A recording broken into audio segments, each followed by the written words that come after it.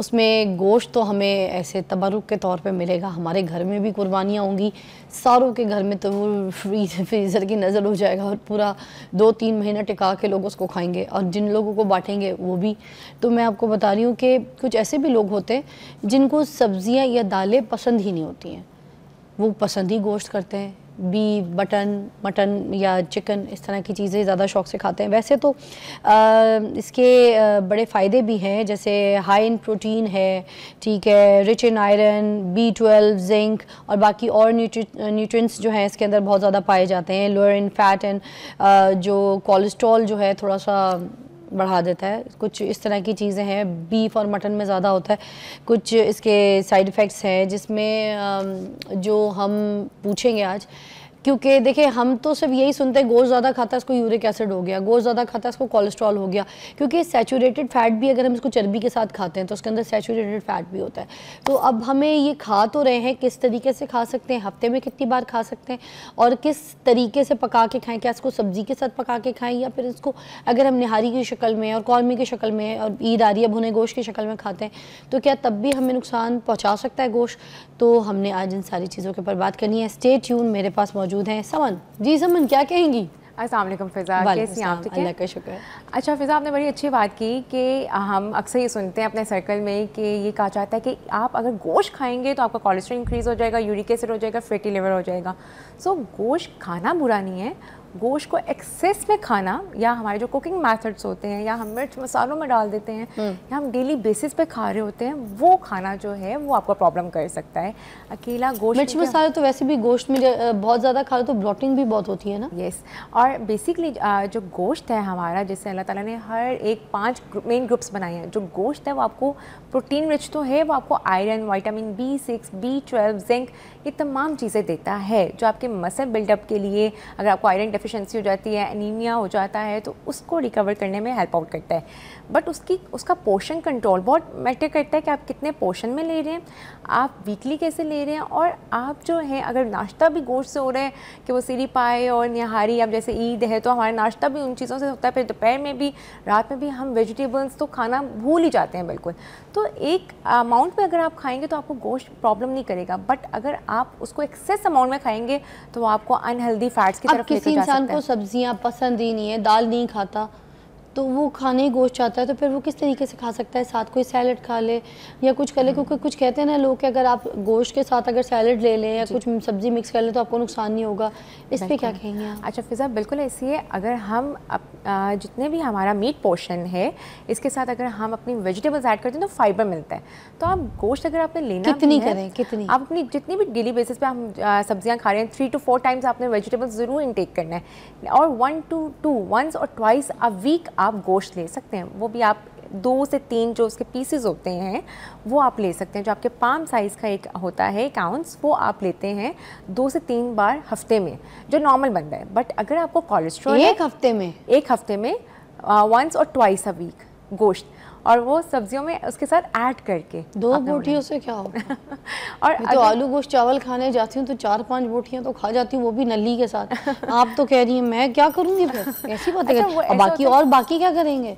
अच्छा, कुछ ऐसा कुछ बताए ना कि टिका के गोश्त भी खा लें हम और हमें नुकसान भी ना हो। अच्छा, एक हेल्दी इंडिविजुअल है, वो खाना चाहता है तो वो आप 3 to 4 टाइम्स आप ले सकते हैं। अच्छा, बट वही बात कि आपने वेजिटेबल्स के जो हमें विटामिन्स मिल रहे हैं वेजिटेबल्स से, वो हमें आपके प्रोटीन पोर्शन से नहीं मिलेंगे। प्रोटीन जो है वो आपको सिर्फ गोश्त से मिल रहा है। गोश्त आपको सिर्फ प्रोटीन पोर्शन देगा, आपको ये जितने भी हेल्दी विटामिन्स मिनरल्स हैं वो आपको फ्रूट्स और वेजिटेबल्स से ही मिलेंगे। तो आपने सलाद की फॉर्म में या आपने सब्जियां ऐड करके गोश्त के साथ वो खाना ही खाना है। अगर आपको साथ गोश्त के साथ कच्चा सैलड अगर ऐड कर लें, फिर कच्चा सैलड ऐड कर लें। अगर आपको नहीं पसंद कि आप सब्जियां गोश्त के अंदर डालें तो आप सैलड, मिंट रायता, पुदीने का रायता जो है, खीरे वाला रायता बना के सपोज मैं बीफ की निहारी खा रही हूँ, उसके साथ थोड़ा सा सैलड ऐड कर लूँ, खा सकती हूँ? हाँ बिल्कुल खा सकती हैं, बीफ की निहारी खा सकती हैं। और ये नॉर्मल इंडिविजुअल जो खा सकता है जिसकी लिपिड प्रोफाइल नॉर्मल है। बट बात वही आती है कि अगर आपकी लिपिड प्रोफाइल डिस्टर्ब है, आपका कोलेस्ट्रॉल डिस्टर्ब है, आपके बैड कोलेस्ट्रॉल जिसमें LDL, ट्राइग्लिसराइड या फैटी लिवर या यूरिक एसिड है, तो तब ये रेड मीट जो बीफ है वो बेसिकली रेड मीट है हमारा, चर्बी वाला कंटेंट, तो वो हाई सैचुरेटेड फैट होता है। तो वो चिकन के लिए कहा जाता है कि डेली बेस पे खाया जा सकता है। चिकन आप खा सकते हैं, फ़िश आप खा सकते हैं, फ़िश ओमेगा 3 ओमेगा 6 है, उसमें हेल्दी फैट्स हैं। चिकन भी आप डेली बेसिस पे नहीं, आप जो है वीक में 3 से 4 बार आप ले सकते हैं। चिकन के क्या साइड इफ़ेक्ट्स होते हैं अगर डेली खा लें? अच्छा, वो बेसिकली डिपेंड कंपेयर करता टू है, गोश्त। आप डिपेंड करता है। जो chicken basically less in protein है, जितना हमारा मटन और बीफ है उसमें जितना प्रोटीन कंटेंट है उतना चिकन में नहीं है। तो मटन और बीफ आप वंस और ट्वाइस अ वीक लेते हैं, और जो चिकन है वो आपने 3 से 4 बार लेना होता है। लेकिन वही बात कि आपने सब्जियां ऐड करनी ही करनी है, और अगर आप नहीं लेना चाहते सब्जियां तो आप अपने कुकिंग मेथड्स को चेंज करें कि आप उसको स्टीम कर लें, ग्रिल कर लें, प्रॉपर कुक करके लें। हमारे घर में कल्चर है कि हम प्रॉपर तेल वाले खाने बना रहे होते हैं, और जब तक उस पर तेल की वो लेयर नहीं आती हमें लगता है प्रॉपर कुक नहीं हुआ हुआ। सो वो चीज़ें थोड़ी सी मैटर करती है कि एक घी में, ज़्यादा घी में जो कुक किया होता है ना, वो आपको नुकसान दे सकता है। अच्छा, मैं तो 5 साल बांग्लादेश रही हूँ, मैं तो मछली खाती हूँ 12 महीने, ठीक है। हमारे घर तो पकती भी है, हम तो रखते भी हैं, हम तो खाते भी हैं। अब बाकी जो लोग हैं ना, तो वो मेरे पे तो बड़ा हंसते हैं कि तुम गर्मी में मछली खा रही हो, इतनी गर्मी के मौसम में मछली कौन पकाता है? तो ये सब मिथ है या फिर ये वाकई गर्मी के मौसम में मछली नहीं पकानी है और नहीं खानी है? अच्छा फिज़ा, ये टोटली मिथ है। हमें कहा जाता है कि इस चीज़ की तासीर ठंडी है, इस चीज़ की तासीर गर्म है। नॉर्मली हम अपने सर्कल में यही सुन रहे होते हैं। सो इसका साइंस में कोई सच वो जो है कॉन्सेप्ट नहीं है। हमें तो बचपन से खिलाई गई है, हम तो बचपन से, अभी तक फराल भी खा रही है, हम तो बचपन से खा रहे हैं, कुछ नहीं हो रहा। बिल्कुल ऐसी है, और वो डिपेंड करता है ना कि आप कितना ले रहे हैं। अगर आप जाहिर है अगर आप एक्सेस अमाउंट में मछली खाते ही जाएंगे और आप उसको करते ही रहेंगे तो वो आपको प्रॉब्लम कर सकती है। हमारे वहाँ हफ्ते में 2 बार या 1 बार पकी जाती है, और वो कबाब की हेल्दी फॉर्म में, है, किसी चीज़ की, बिरयानी की फॉर्म में, सालन की फॉर्म में हम खा लेते हैं, और वो बहुत हेल्दी फैट्स है उसमें, ओमेगा 3 ओमेगा 6। आजकल आप देखें कि हम कहते हैं कि फिश कैप्सूल्स ले लें, तो हम कैप्सूल्स की तरफ, मेडिसिन की तरफ फ़ौरन चले जाते हैं। हम ऑर्गेनिक डाइट की तरफ क्यों नहीं जाते कि हम वही फिश हम खा लें? सो इस तरह मैं कल एक रेस्टोरेंट में गई थी खाना खाने के लिए, तो हमने कहा कि चलो कोई फ्राइड ग्रिल्ड फिश मिल जाएगी। तो हमने उनको बोला ग्रिल्ड फिश है आपके पास? कहते हैं बाजी क्या हो गया, गर्मियों में कौन रखता है? मैंने कहा ये क्या बात हुई, गर्मियों में कौन रखता है? लेकिन अक्सर आपको मिल भी जाती है, या डिपेंड करता है कि आप फर्स्ट जो है वो स्टीम ले लें, ग्रिल ले लें। ऐसे ही लाइकवाइज आप जैसे फर्स्ट ले रहे हैं, आप मटन की स्टेक बनाकर आप उसके साथ सॉर्टेड वेजिटेबल्स इस तरह से आप ले सकते हैं।